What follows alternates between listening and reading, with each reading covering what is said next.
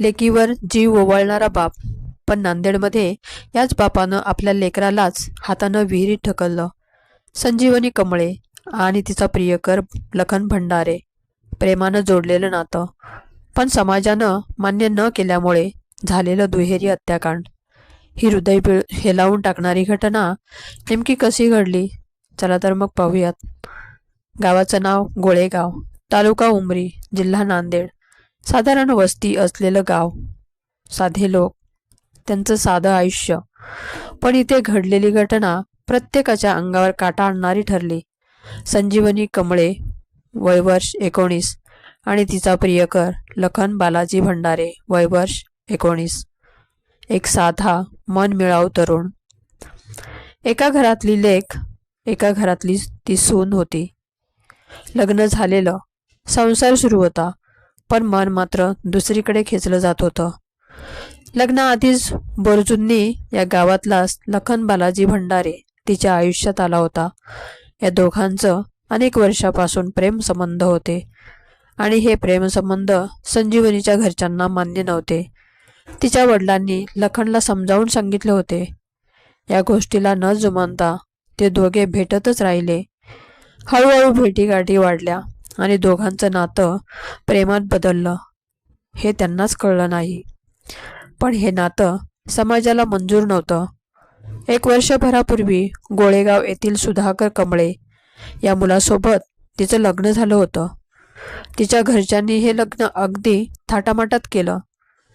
एकीकडे संसार तर दुसरीकडे मनाचा जीव, की ज्याच्यासोबत ती प्रत्येक क्षण वाटू इच्छित होती. या दोन टोकांमध्ये संजीवनीचं आयुष्य अडकून पडलं होतं. एक दिवस सासरची मंडळी बाहेर गेल्याचा फायदा घेत संजीवनीनं आपल्या प्रियकराला म्हणजे लखनला घरी बोलावलं. दोघं बराच वेळ एकमेकांशी बोलत होते, आपल्या मनातल्या गोष्टी सांगत होते. त्यांच्यासाठी तो क्षण जगण्यासारखा होता, कारण रोजचं हे गुप्त नातं लपवणं आणि पुन्हा भेटण्याची आतुरता, यात ते सतत झगडत होते. परंतु नशिबाला हे मान्य नव्हतं. सासरच्या मंडळींपैकी काही जण अनपेक्षितपणे परतले. घराच्या ओसरीवर उभं राहून त्यांनी आतलं दृश्य पाहिलं.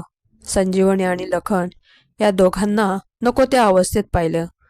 सुधाकर कमळे यांनी लगेच त्यांच्या सासऱ्यांना फोन केला, तुमच्या मुलीला घरी घेऊन जा. संजीवनीच्या वडिलांच्या मनात आधीपासूनच त्या मुलाबद्दल राग होताच, त्यात जावयांचा फोन. काही वेळातच वडील मारुती सुरणे, काका माधव आणि आजोबा लक्ष्मण धाव घेत आत आले. त्यांचे डोळे संतापाने लाल लाल झाले होते. न बोलता त्यांनी लखनला पकडलं, संजीवनीला ढकललं आणि निर्दयपणे मारहाण सुरू केली.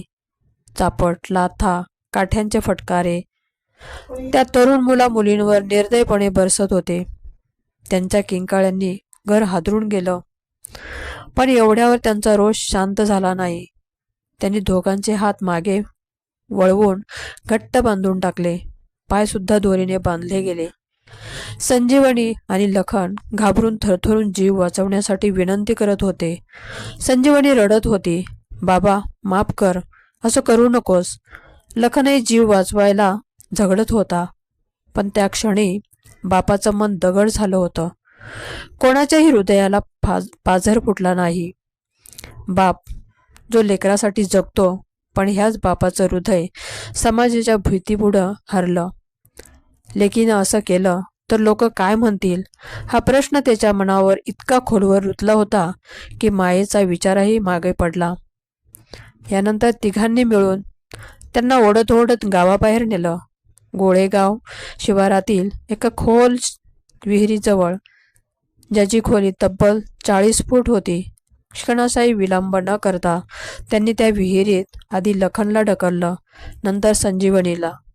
पाण्याचा मोठा आवाज झाला, पण काही सेकंदातच सगळं पुन्हा शांत झालं. त्या खोल विहिरीत बांधलेले 2 जीव तडफडत तळाशी गेले आणि थंडगार पाण्यात कायमचे गडप झाले. घटनेनंतर सायंकाळी 5 वाजण्याच्या सुमारास मुलीचे वडील मारुती सुरणे हे उमरी पोलीस ठाण्यात पोहोचले. आणि मी मुलीला आणि तिच्या प्रियकराला मारून विहिरीत फेकले आहे अशी माहिती दिली. या घटनेने सर्वत्र खळबळ उडाली. रात्री उशिरा मुलीचा मृतदेह आधी हाती लागला. त्यानंतर मुलाचा मृतदेह सोमवारी रात्री 12 वाजण्याच्या सुमारास विहिरीतून बाहेर काढण्यात आला. मयत तरुणीचे वडील, काका, पती, सासू सासरे आदींना पोलिसांनी ताब्यात घेतल्याची माहिती समोर आली आहे. मुलीच्या प्रेमापेक्षा, नात्यापेक्षा, माणुसकीपेक्षा लोक काय म्हणतील हा प्रश्न मोठा झाला.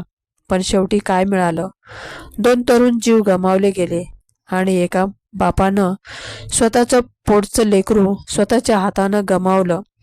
घरच्यांनी आपल्या समाजाच्या इज्जतीसाठी आपल्या लेकराला आणि तिच्या प्रियकराला निर्दयपणे संपवलं होतं. एक प्रश्न अजून तसाच आहे. समाजाचं नाव वाचवणं महत्त्वाचं की आपल्या लेकराचा जीव? या घटनेबद्दल तुम्हाला काय वाटतं? तुमच्या प्रतिक्रिया खाली कमेंटमध्ये द्यायला विसरू नका. व्हिडिओ आवडल्यास लाईक करा. चॅनलवर नवीन असाल तर सबस्क्राईब करायला विसरू नका. धन्यवाद.